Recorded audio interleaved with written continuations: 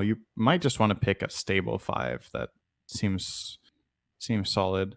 If you want to go a little bit crazy, Nyx Assassin looks promising against all 3 enemy heroes, but I don't know with your own lineup how it really synergizes in terms of laning. You would have to put Phoenix 5 and Pango Nyx lane. Sounds really terrible. Maybe Nyx 5 could work in this game if you had the right carry. But they're going to get the Venge. Okay. Very stable. It's flexible as well. It could be a core. Could be 1, 2, 3, 4, 5. This hero is one of the... I think there's very few heroes, when you look at it, like, actually, when you look at it, that you would say is satisfactory on all 5 roles. Right. Usually there's like 1 or 2 roles where you're like, okay, you know, like it's a bit of a stretch, but Venge definitely can play all 5 roles. Very versatile hero. From Voldemort's perspective, okay, I was going to say, do you think they have enough setup to actually get, like, is Cookie a good enough setup to be able to LSA or hoof stomp into double edge? But Rubik will answer that. So is this a core? No, they definitely have enough catch. I'm expecting it to be. It could technically be... No, it can't really be anything else, right? You want to have Centaur Core and Rubik Snap are your supports, right? So it's Lina mid, more or less guaranteed, which lends some options to Cyber Legacy. I'm trying to think about which heroes fare the best against Lina if you're assuming that she's mid. Cinderin, I was going to bring this up earlier, but if a hero like Terrorblade, which is definitely possible now that Venge was picked, right? Instead of Rubik, Shadow Demon would have been so freaking good. Amazing in the laning stage. It sets up everything for Centaur, sets up everything for Lina, and it prevents, essentially, Cyber Legacy from getting a hero that, like Terrorblade, whose illusions would just decimate their own team. But too late SD now, could have definitely been good too. I think there's the thing that's good about Rubik in comparison is there are a lot of really good spell steals here. Shadow Demon, obviously, yeah, you can try to predict that the enemy team wants to go Terrorblade in this slot and kind of pre-counterpick him. But at the same time, I don't know how much I like the Shadow Demon plus Snapfire support duo. In the sense that neither of them will... Actually, no, maybe it could have been okay, actually. Maybe it could have been fine because of the cast they have around it. Yeah, I take that back, actually. I could see it. I could see that. But wow. Thank you, Cinderin. That's I honestly, if you put me on the spot, I still like the Rubik more overall, but Shadow Demon was definitely another good option here. I don't know how much I would like SD against the first 2 on the enemy team, right? Like, what does Shadow Demon offer against Phoenix and Pangolier? Yeah, nothing. His save is not really good there. And yeah, sure, Rubik isn't a save either, but he has counterplay. He can lift the Phoenix during the Icarus dive, or he can stop Pango in his tracks, or he can steal Pango ult, which is like a game-winning play, potentially. So it's definitely a great Rubik player can shine in this game. But let's... that's a good point. Let's see. Well, Drow's going to be banned. Slark's going to be banned. DK and Puck as well. So Voldemort missing some sort of a right-click clear. I mean, who's good against Terrorblade as a carry? I mean, when they made the... Lifestealer historically is trash against Terrorblade, but when they made the changes to the attack speed, people just started building Halberd Mjolnir, and it wasn't... I mean, it was good against PL. I don't know how that works against TB necessarily. I'm trying to think of what carries. Is banned. Yeah, there's Kunkka. All right. Kunkka was a hero that came to mind for me when I saw the mid Lina as an option that you might just go Kunkka into that. Lina hates being caught, and this max range catch is super annoying. You get the sustain for your Terrorblade. You get insane team fight. You have Kunkka, Phoenix, Pango. It's very, very strong if the enemy team doesn't play around it carefully. And it's something that counters Stampede, right? Now you can actually force them to not disengage on at least one key hero. So I think this is a great pick. Carry for the enemy team against Terrorblade and Kunkka. Since Slark is banned, Void is banned. Troll? It's not a whole lot. I mean, there's Juggernaut for the egg, but I don't feel like that's good at all against Terrorblade. No, it's not great. What other carries are there? Okay, Ursa. You know what? No joke. I was thinking it, and I was like, I'm not even going to suggest it because I don't think that's good against Terrorblade.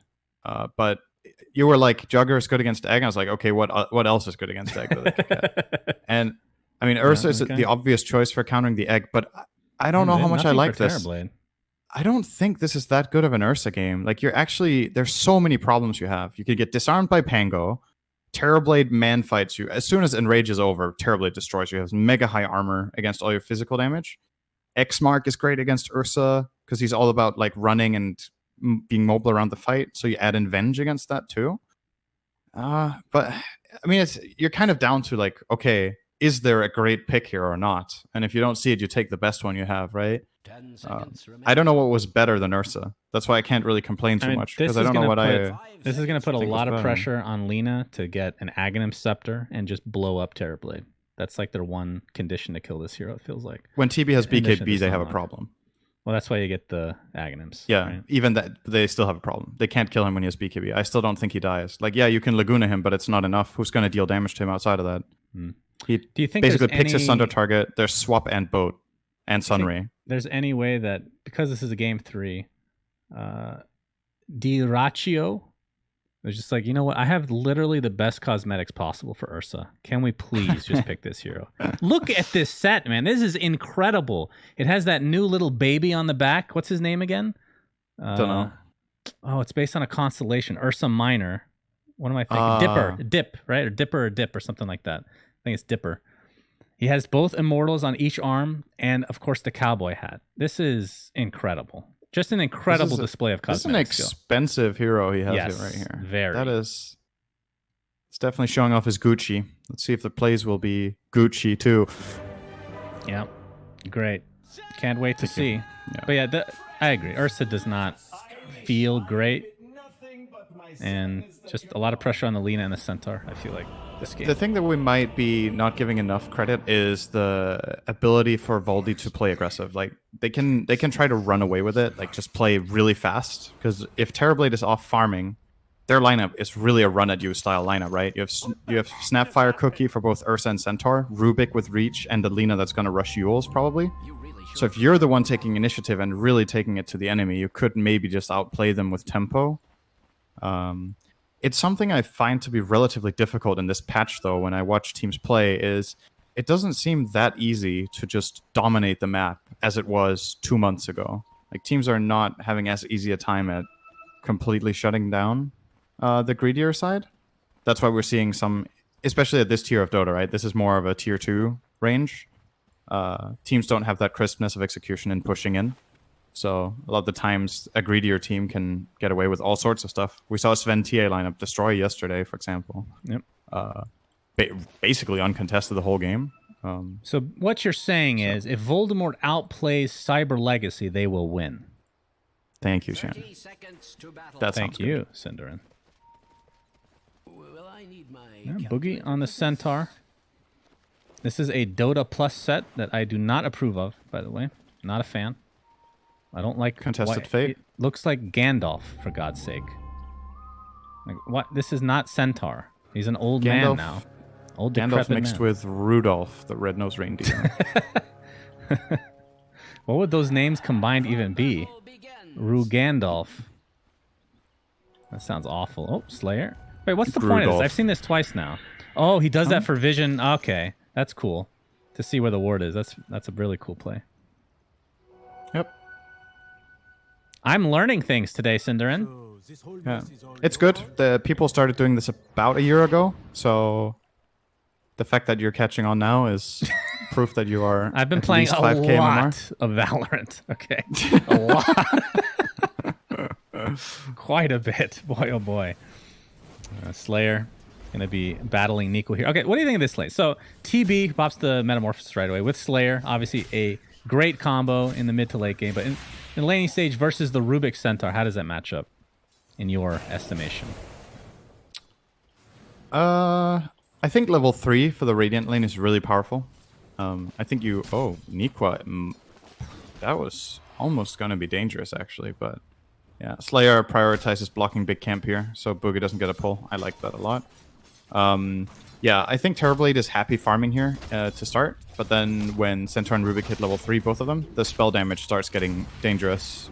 If he has, like, say, 1-2-0 build on Centaur and Rubik, your burst is suddenly about 400 magical, and that's almost enough to kill Centaur from full HP. So, gotta be... that's a slight exaggeration. Maybe it takes half his pool away. You gotta be a little bit careful with that. It's one of the classic lanes that we've seen actually destroy Terrorblade in the past has been Shadow Demon Centaur with the... Like you pointed out in the draft, that could have been an option, but they didn't know it was TB at the time. There's a bit of damage coming out here. Starting to see the potential here of what they could do. Oh, Kuman might actually almost die here. One more. Not enough. No. Got the Tango running. Vengeful Spirit's like, he'll be fine. No biggie. Speaking of biggie, Bignum on the Phoenix this game around with the Pango in the lane versus Snapfire Ursa. Slayer has to ferry here. There is the Snapfire cookie. Gonna Q as well. This looks to be potentially first blood, but the swashbuckle comes. Oh, he actually dies in midair. Don't see that very often. As the Vengeful Spirit will die in the top lane. Will they get the TB in addition? No, he's full HP, Cinderin. Why would they get him? Terrible call. Yeah, I don't know what you're talking about. But mid lane, we haven't really talked about. You said Kunkka is obviously good in lane against. I mean, how good is he against Lina? I mean, typically Lina likes melee, but Kunkka's a different beast.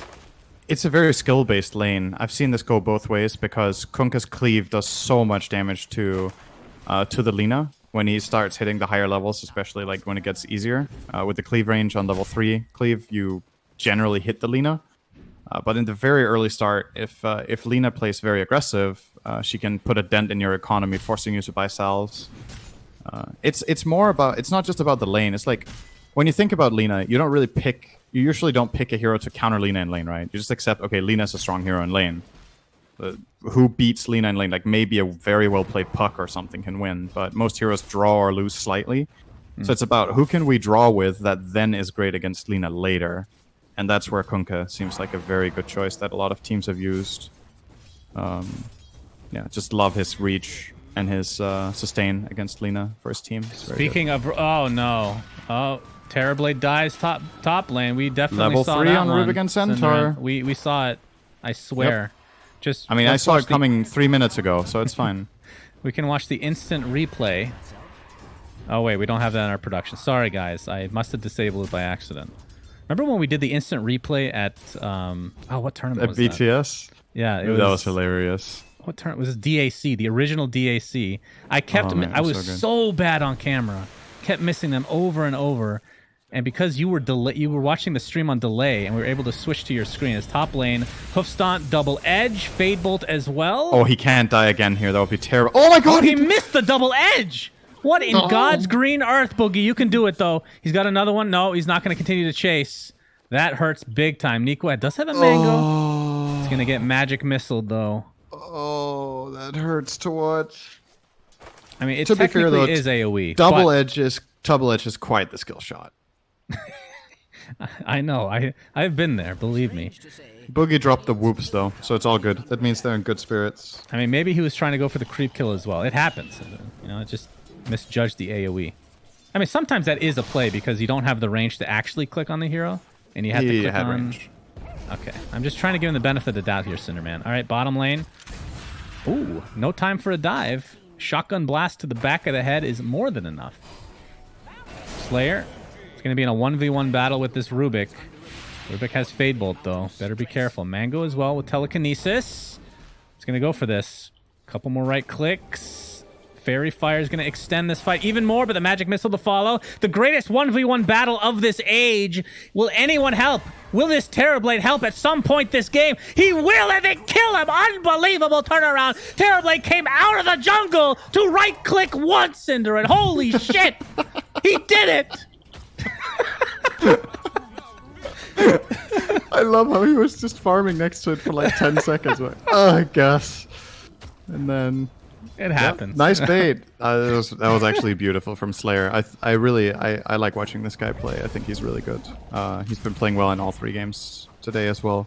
Especially his Jakiro was very, very good. And that the play around the tree line there, the bait to really reel in the Rubik until Terrorblade came over was very nicely done. So good stuff.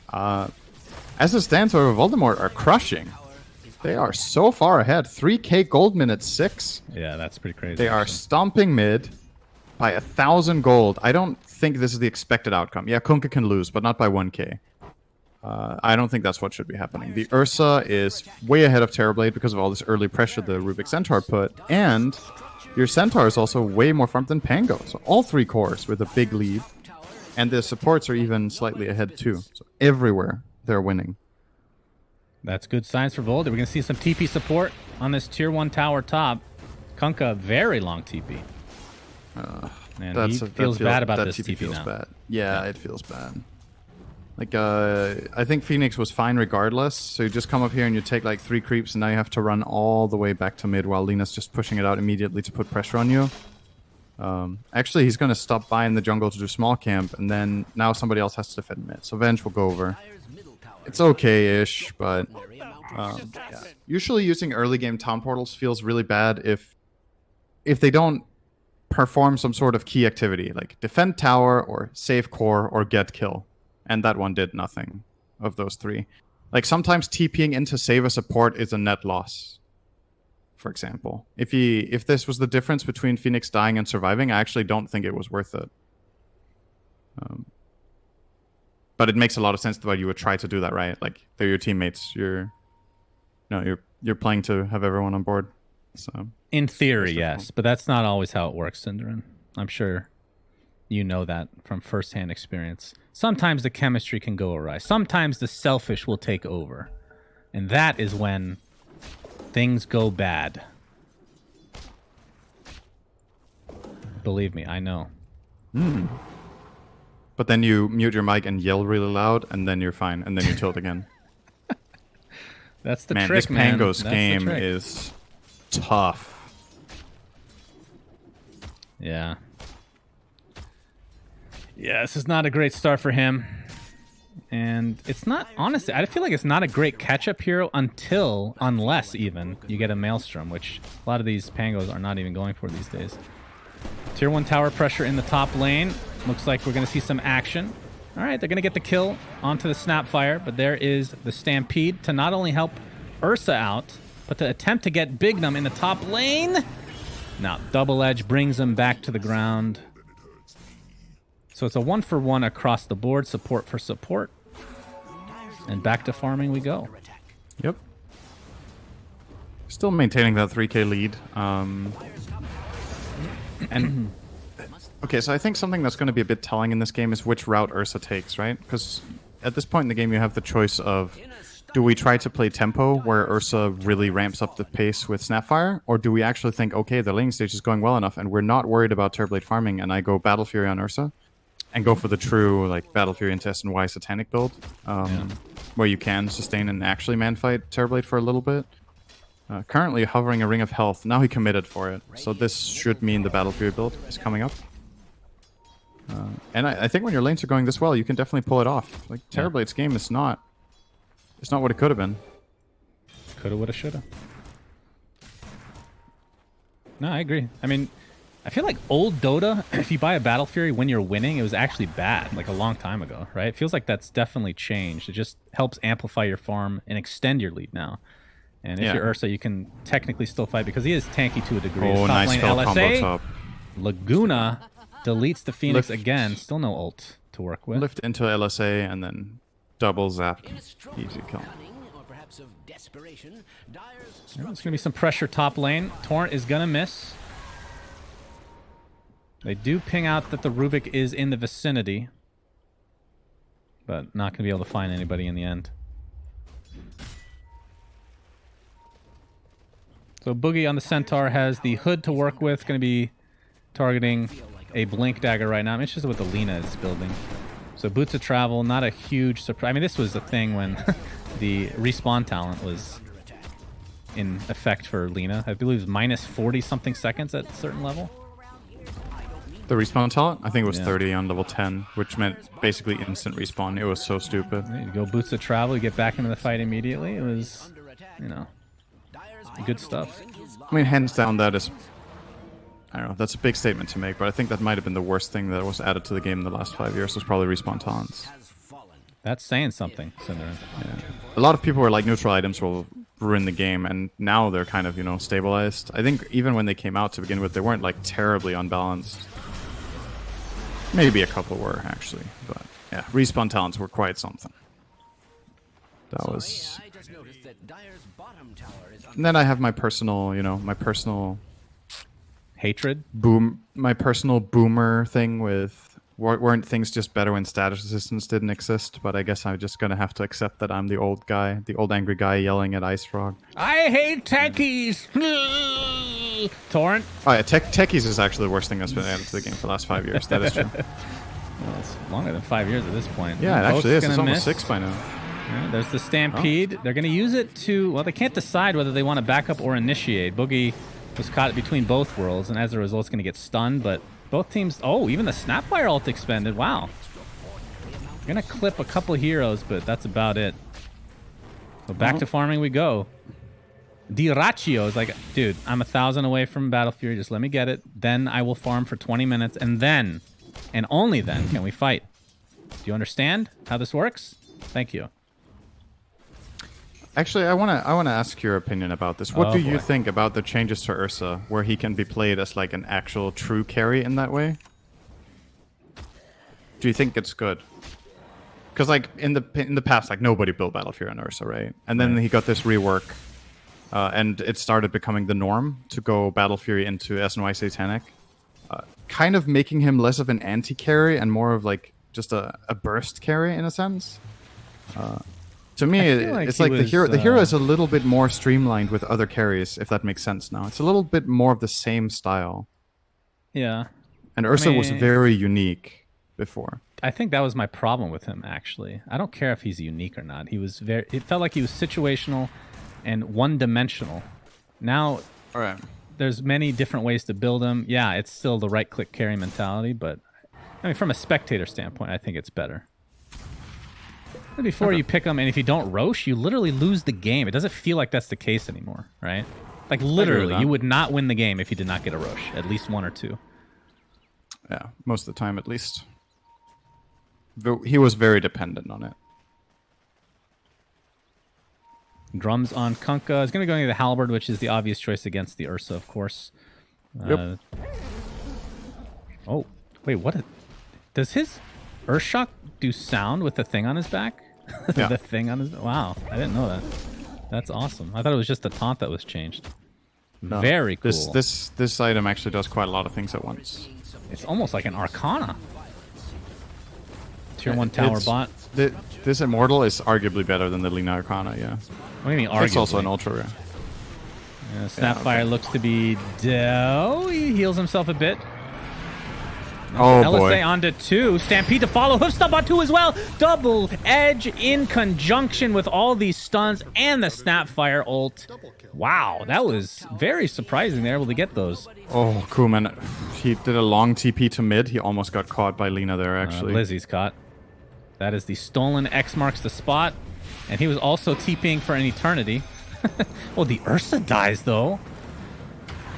There's the Rolling Thunder. Is this enough to get away? It looks like it's potentially, indeed. Where the hell did Ursa die? He died by the Ancients. Yeah, wow. I only caught the tail end of it. He got run down by Phoenix and Terrorblade, I think it was. The Sunray. I'm surprised maybe he tried... Yeah, I'm not really sure what he tried for, to be honest. I didn't see it. But, oh, that's a bit of a punish. Still in a great position, though. 100 away from Battle Fury. He's going to go and get it from the Ancients now, probably. Nope. Yeah, I wonder if he had enough to buy, actually, before the death. It was probably close. Either way... That must have been really close. He's going to get it here very shortly. Expect the Ancient stacks to start, most likely.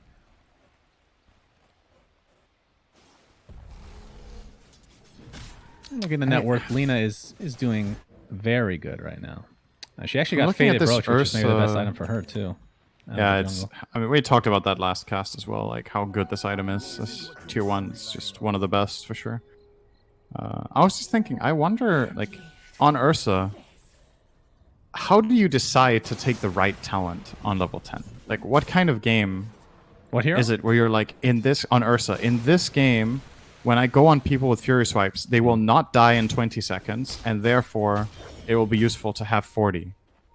Like, I'm just trying to wrap my head around when you would take this. On Roshan, it goes from 10 to 30. Oh, we have a problem on Snapfire. Yeah, it's for the Roche, I guess. Yeah, Ghost Ship. It just seems like a weird talent. Like, I don't know.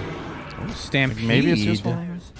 Into nothing. Wow, that was weird. Oh, they got the X. The X is there. Into the Torrent. They don't have ship, but they will likely still have enough damage to take him out. As Terrorblade has cometh. And down goes Centaur. So 2 easy kills for Cyber Legacy. Telekinesis. Nico is not going to be able to survive this, I don't think. Rolling Thunder connects. Oh, this is a big Lina kill if they get it. Look at that move speed, though. Easy jukes from Wish. Looks like she's hasted, for God's sake. Good lord. 545. She's 5 less than haste, Synderen. That's absurd. Yep. No X mark ready there, or that would have been a Lina kill. And they're going to take the tier 1 All right, tower. so yeah, so a little bit of a comeback here for Cyber Legacy, looking a lot like last game in many ways, right? Like they fell behind, then Voldy have a little bit of a slip up. They get a little bit the other way, and whoever has the lead starts messing up. And then eventually, it's going to get really exciting. The big thing about this is Terrorblade only has this 1 death, and he's starting to ramp up. And we talked about how big this BKB is. He's going to go for it now after having Yasha drums and the Dragon Lance. So Kuman, when he hits that timing, will definitely be ready to man fight. So Roche is going to die here. I don't think Dire have any interest in getting involved. Yeah. They have no meta. I mean, that's the easy way to play Pango around, ult. right? If you don't have meta, I don't know if you can ever take this or ever contest. Ooh, that was actually as nice close try. as it gets with the, the snipe on the Roche, at least. What kind of damage does that do now? It used to be HP removal. Magical. It's just magical now. It's magical. Much worse then. It was HP removal, and then it was pure, and then it was magic. And it was considered such a big buff when it went from HP removal to pure, because then it could cancel salve and clarity in lane. And now people are just used to it being able to do that. So many things have changed, Synderen. We are the boomers. Back in my day, Roshat was on the other side of the map. Oh, the good old Roche that gave 800 gold to every teammate and had no Aegis, and then you could buy Aegis in base, and it would have 3 charges. It gave armor and magic resist, and when it ran out of its charges, you couldn't drop it, so it was just a dead inventory slot with armor and magic resist. Intended, I'm sure. I don't think I'm that old school. I don't remember that part. But in terms of Dota 2 history, of course, for Roshan himself, I do really miss the level 1 Roches. I'm not going to lie. I thought that was such a cool part of the game. I'm so happy that that's out. I knew you'd say that. You suck. It's such a cool like you're talking about from a pro player perspective. I mean, it doesn't need to give 1,000,000 gold and 1,000,000 levels. Okay, sure. I could agree with keeping level 1 Roche, but it had to get nerfed. Like when it was at its peak, level 1 Roshing was so insanely game winning that it just can't. Like you couldn't keep it like that. Every hero got level 3. Yeah, I love it. And went to lane. Like what? That's great. It was That's like almost kind of unbeatable. It was almost unbeatable. But now he's unkillable at level 1. You know. Yeah. I could agree with it. Like if level 1 Roche is a possibility, it's hard and the reward isn't like absolutely game winning, I could be okay with it. But the thing is, if it is like that, would teams ever risk it then? If it like gives you an okay advantage, but if you die there, you lose first blood, up to 3 heroes, and maybe the enemy team gets Roche.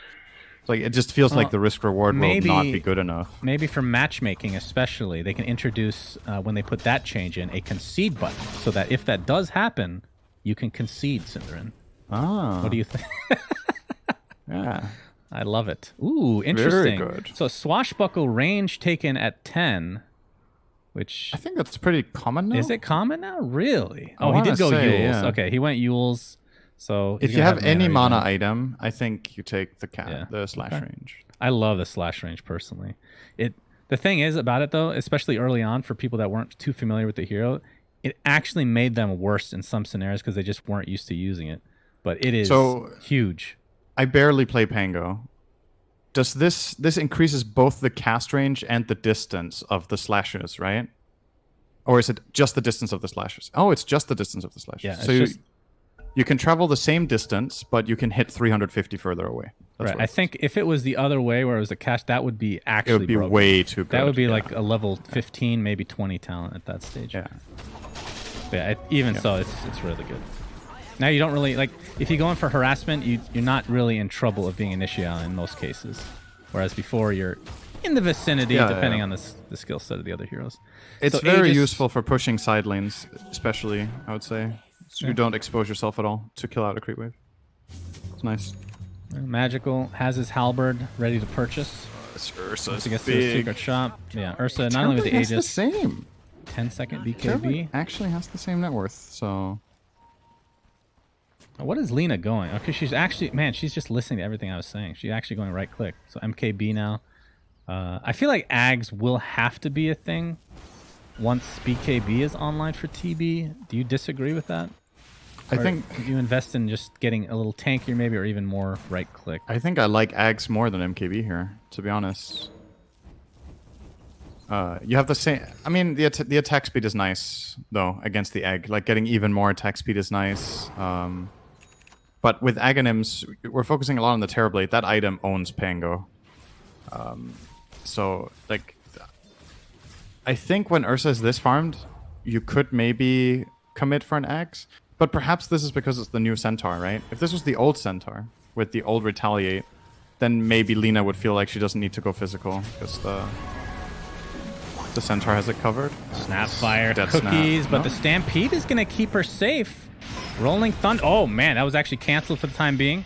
Laguna Blade was applied, but not actually get the kill here. Magical taking the brunt of the damage. Snapfire ult on the backside, and you're seeing the BKB go to work for Kuman, able to resist all the damage from Snapfire. And Centaur and Kunkka have traded places in the grave. And there's the ult from Ursa. Swap coming in, but actually just kills the Venge instead of saving his teammate.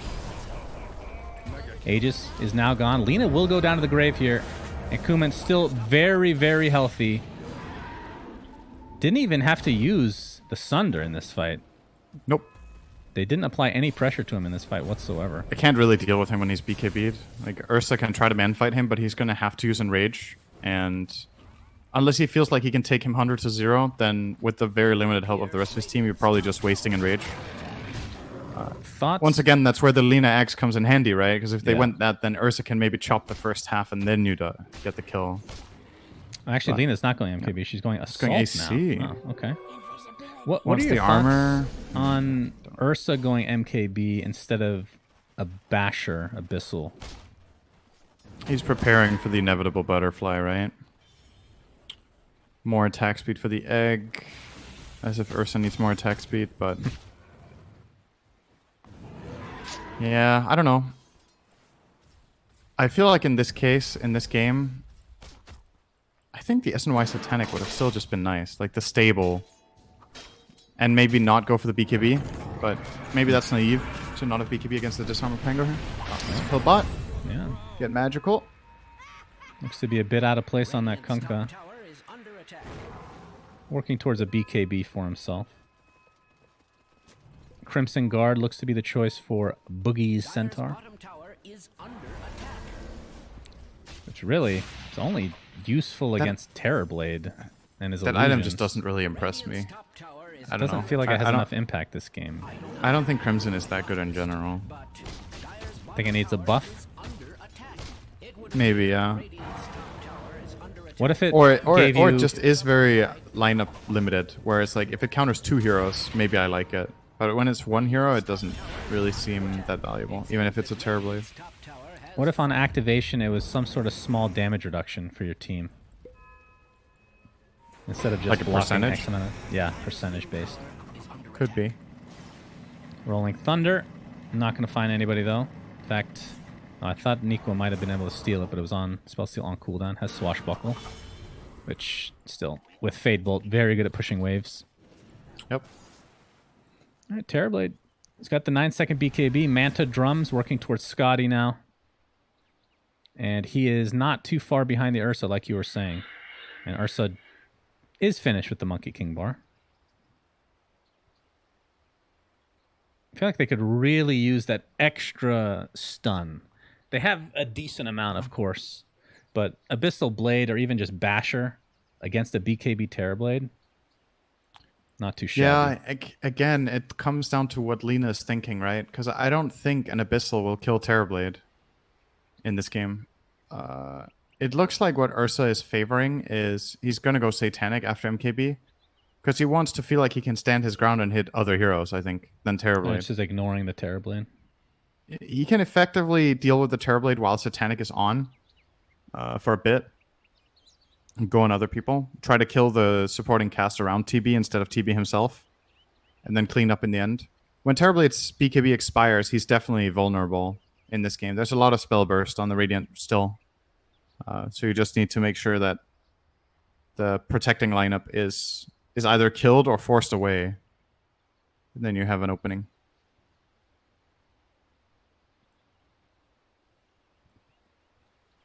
Phoenix finally has that level 2 ult to work with. Of course, they did change the level 1 to be 6 hits instead of 5, so yeah, that is a huge... Remember I was saying I hated level 1 Phoenix Egg and you said it was amazing, and then they buffed it? Ice Frog listens, Cinderin. I mean, I don't know why that... I'll be honest, I don't think that spell needed a buff. I don't think so. Very easy. I mean, it is a nerf on level 3, but usually... By then, it's not killable anyway. Supernova is not really about whether you break it or not on level 3 most of the time. Yeah. It's about whether you break it on level 1, too. So, yeah. It felt like a flat-out buff to me when I saw that number. Kunkka's still working on the BKB. I mean, he fell off a bit because he's died a couple times, but as you can see the net worth, if we can just hide this freaking playground thing, you can see he's not really that far behind Alina for all intents and purposes. I believe is that a 12K net worth lead? Or 12K net worth? Let's see. Oh my god, he's so far behind. Holy shit. Never mind. All right, he's getting decimated. Yeah, 4K. 4K difference. Wow, Lina bought that Hyperstone first. I love it. I love it. Thank you, Lina. Huh. That guy is definitely listening to the cast. It's definitely offensive, but... I think what he's thinking, Cinderin, is that eventually they're going to get a third Roche and Aghanims will drop, and that is when Centaur picks it up. And then you get the fourth Roche, which is when Lina picks it up. You see? I see. Wait, Rubik might still be ahead. I don't know. It's hard to tell. They actually have a lot of good Ags on this team. All right, tier 2 tower bottom. It's going to be given up. Question is, can Voldemort get the trade? They're going to try. But I believe this tower it actually is fortified, so... Can they defend? I highly doubt it. No, there's no way. So it's just going to be an even trade. Ursa's still a ways away from finishing. That's Scotty. Ooh, the fake... okay, I thought he actually had it. Yules, of course, does not dispel that. It's just... it's all about timing. Isn't it crazy to look at? This is a 26-minute game where Terrorblade has 1 death, and Ursa can maintain the same net worth as him. This is almost like impossible to imagine a year ago, right? Yeah. It really is this rework that just changes it completely, that this guy can truly carry the game. Boogie breaks that smoke. No, that's true. And I kind of like to see the hero, even though they reverted a bunch of the changes, I like to see heroes kind of just reworked every now and then, just to keep them fresh. Like even heroes that had existed forever in their state, which is like Sven as an example. I mean, Aghanim Scepter, at least, even though it's not good in most scenarios, it's cool to use. It's cool to buy. I think the hero that is the most similar to how it has been forever is probably Leshrac. Yeah. He has the same 4 spells as he did. Hoof Stomp, Double Edge. There is the early swap. Stampede. But there, seeing the right clicks from Kuman. Actually, he's a lot of damage being applied by the Ursa. Sunder comes in, though. I believe that might have been on a teammate. BKB activated on the Ursa. Kuman, they're just waiting it out. There's a Hoof Stomp, Double Edge again. There's the egg to follow. Can they kill the Terrorblade? He gets off the Manta but dies shortly after. It's a 2 for 2. The egg will explode into the Sunray. This is some massive damage now for Snapfire to take. Double hoof stomp again. Boogie is doing work in this fight. Not sure if he'll be able to find magical. Halberd is applied. And as he is on the run, he will fall. Looks like the Ursa just ran away. It's actually a little surprising. Why did the Ursa run away? He expended everything, I think, and he had 40% health, and he was like, nope. Not coming back in there. I was wondering if he would try to come back in, but I think staying away is the right call. I think that fight was over. But at the very least, they did kill the Terrorblade there for all of their efforts, Voldemort. But it's obviously still a net loss. Something interesting about this game, by the way, like if we compare it to previous games we've had in this series, the win expectancy is actually favoring Dire right now, with a 6k deficit. Really? That's the kind of thing that Terrorblade with strong teamfight support can do. Is how to explain this? Like the relative impact on net worth on this hero is just so extreme, right? Like when you have a hero that creates illusions that deal such a high percentage of your damage, and you have your own transformation skill as well that makes them stronger. If you compare how much 1,000 gold is worth on Terrorblade compared to 1,000 gold on Ursa, right? For example, like theoretically, if the fight is played well by both teams, Terrorblade's net worth is just better. Yep. You know what I mean? So being ahead by this amount doesn't actually give you a major lead in the game. They know they're roshing. Egg is not up for another 10 seconds now. Oh, double edge. That's a wow. freebie. Venge. Caught off guard. Ursa is extremely low. He's going to be forced to Urshock onto the other side of the cliff here. He's going to have to reset.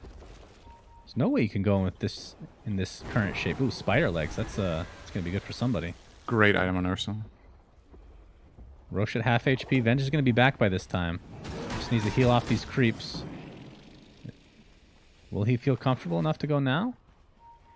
I mean, Egg is online. They know Egg is online, along with, I mean, everything. Ghost Ship. This is actually a really hard team to fight Roche against. With the Ghost Ship. Stampede is available. Yeah, this is just a very big stalemate. Ursa. Might just have to go back to farm the old-fashioned way for now. Maybe once he gets Satanic, Dire gonna smoke here. Nope, they're just running in. Still don't have vision on Roche, just making sure that he's not taking it out. Oh, Stampede. They're just going to blow up the Pangolier before he can get his ult off. Slayer, in the meantime, there's going to be a buyback on the Pangolier as well. The Scotty being shown. The swap onto the Ursa into the high ground, but he's just going to get decimated. He has buyback available to him. God, BKB Wish, just look at him. He has no armor. Wish is getting destroyed right now. BKB will prevent the X from coming through, but looks to be dead one way or the other. And they just don't have an answer, as we said in the draft, for this Terrorblade. Once he gets farmed, what do? Nothing. You die. And they can just go back into Roche and pick up the Aegis and Cheese. It was a buyback from both teams, but Pango for Snap is pretty even. It's obviously a slightly Radiant favorite, but it's not one of those like huge cores you just forced out. Oh, nice kill. Yeah, he killed Roshan with his ult. I mean, he needed to do something, and that's probably the best you can hope for. A little extra gold going their way. But Aegis and Cheese still intact, and that's probably more important at this stage of the game. For sure. Unless it was the old Roche, like we wanted. Then Snapfire would have gained like 10 levels right there. Actually, he still needed to be in range, so I don't think he would have gotten any levels. No. Okay, so Terrorblade has meta again in 70. You could probably keep map control here. You just play the Terrorblade on the cliff. You keep sending out Conjure Image to side lanes. And as soon as meta is online, you look for a pick. And if you get that pick, you can go high ground. This Ursa, he just doesn't match up, right? Like, he has his Enrage, and when that Enrage is over, Terrorblade forces him out of the fight. And he doesn't get to come back in until he has Satanic. Mm-hmm. It's just not possible. Like, the damage is way too much, and the Scotty slow. Terrorblade is a wild hero this patch when he gets farmed enough. I feel like the hero is just super strong. By the way, I just have to mention, Mindbreaker, I think, is literally the best neutral item in the entire game for Pango. You get the silence. It's only on one hero, but it basically increases your damage to Swashbuckler. It like takes it to another level. It is crazy good. Especially with that damage talent that he picked up at 20. Yeah. Sad to see no not right click, but the farming build, because he'd be going crazy at this point. How does Quiver work on Pango? It doesn't proc off swash. Does it proc off swashbuckle? It should, right? It's just it's just an attack modifier, right? I think in theory it should, yeah. But then since it procs Maelstrom, so why wouldn't it proc Quiver, right? Yeah, most likely. But empowers your next attack.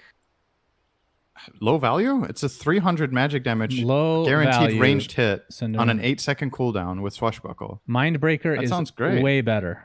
Okay? Way better. And it's less damage. This has a what's the cooldown on the other one? 5 seconds. Screw you. Quiver is 5-second cooldown. Let's just assume it doesn't work. Otherwise, it would be good. I don't want it to be good on Pango. I like my items. I like telling my carry, no, you cannot have the Mindbreaker. Oh, double damage is going to be a big deal, but Kunkka is able to bottle it. That means the pressure is going to be applied just to him, but the swap save into the pause. They saved Kunkka. I don't think there's any way they're going to get him now. This swap has been very effective for Cyber Legacy. Yes, he has cheese as well. And he actually has a bunch of regen with Parakeet. Don't forget, this has been buffed time and time again to be worse at base defense and better to just hold 25 HP regen. That was my biggest gripe with the item back when it originally came out, was that this item is like super broken for defense, and when you're winning, it has no value almost. So I think they've definitely pulled it in the right direction where it has some use in both situations. And actually, when the HP regen 60-second cooldown, ooh, that's rough. Yeah, it's a pretty big nerf, but it was also stupid. Yep, it was pretty stupid. 25 HP regen is dope though, because it synergizes with a lot of heroes kit, with item builds. Yep, just like Halberd and any Sage related item. Self HP regen increasing, Cinderman. So Ursa, I feel like he can't kill anybody in this fight. Without some... I mean, he has Basher now, but still. The Kunkka is out of reach.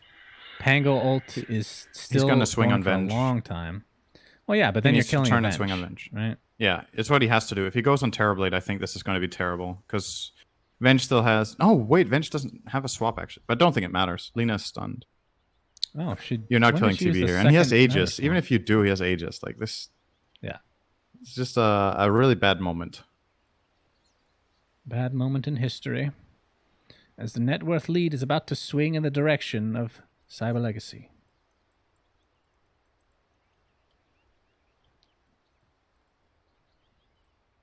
A lot of people have been going for this Rolling Thunder duration talent as well, which they did buff.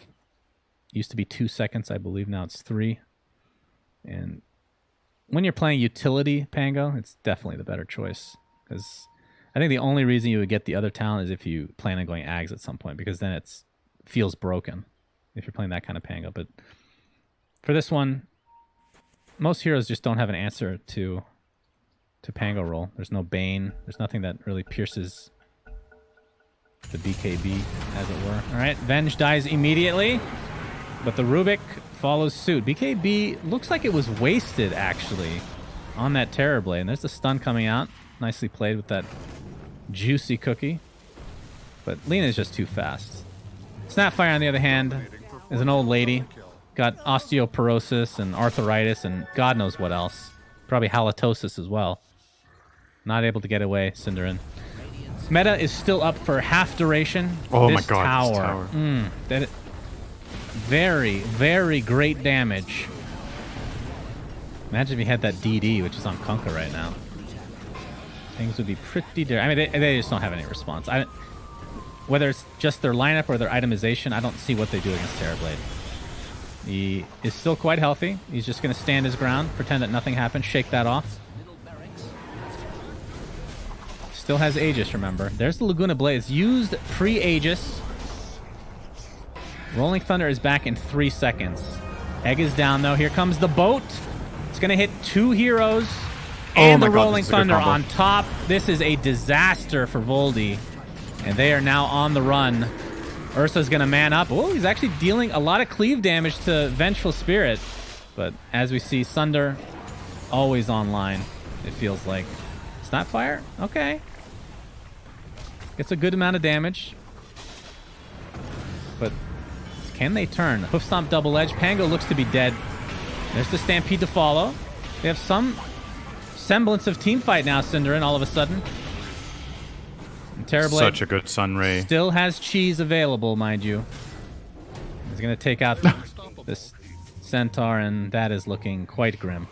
As Snapfire looks to be donezo as well. Oh, can you kill Bignum? Can you do it? Oh, the Halberd. And bottom lane, I assume, is just going to be decimated by Terrorblade as they chase this old hag. And indeed it is.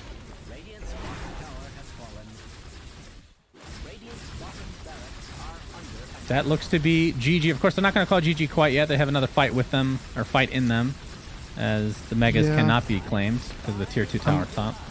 I'm wondering if this Ursa Battle Fury was a mistake. It's one of those things that's so easy to say in hindsight, right? Yeah, you didn't win against Terrorblade. You should have played faster. You shouldn't have farmed.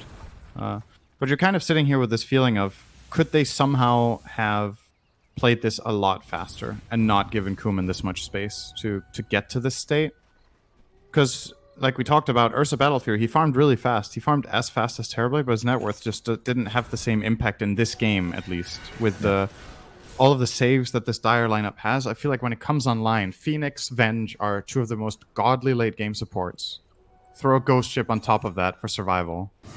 And if Terrorblade doesn't die and the fight is long enough, he will kill everyone in this kind of game. So, and Ursa's start was amazing and Terrorblade's was bad. So you could have gone for something like a Drum Basher or whatever and just literally run at the enemy team non-stop, not let them get any ground. You could have your Snapfire or your Rubik push out a couple of waves. All of your heroes in your lineup can push waves. And then utilize your Ursa instead of having him farming the jungle. It looks like Vengeful Spirit's going to get caught off here. And will die. But the chase continues. Ursa, Halberd. See the status resistance coming into play. It doesn't really last that long. Stampede, used in a defensive measure. Is that a Force Staff? I believe it was. Keeping him safe. But Snapfire will not be so lucky. A nice Yules, but not going to prevent the Rolling Thunder from coming through. So it's a 2-for-1, and they're looking for more. Ursa's going to have to pop that BKB. He's going to go completely ham onto this Pango. He will get the kill, but will it cost him his life? No. He's got those spider legs to get back up the high ground. The beauties of fighting in your base. One of the very few benefits, Cinderin.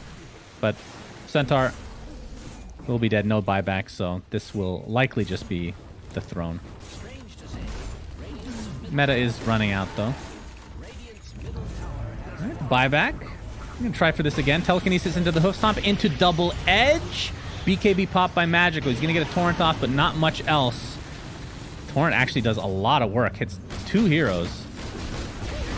Terrorblade on the backside. Still a potential threat, but of course Meta's not going to be up for a while, so they might just play this a little bit more passive. That is the Stolen X. Hoof Stomp double edge. He still has Egg available, mind you. I'm going to focus their efforts onto this Terrorblade. Gets off that Halberd. Really not much mana to speak of on this Kunkka, but every time Ursa jumps in, the Halberd is immediate. Snapfire ult just out of range now. And Ursa just so desperate for a kill. Watch for the Egg to come through very shortly. There it is. See if Ursa can take this out. Gets the Halberd on him, and he's just going to die to the right clicks. And there goes the Egg. And that should be GG. Cyber Legacy. Which looking like the inevitable win here, Cinderin. Yep. GG. GG is called. So congratulations, Cyber Legacy. Take this 2-1. I feel like they felt like the better team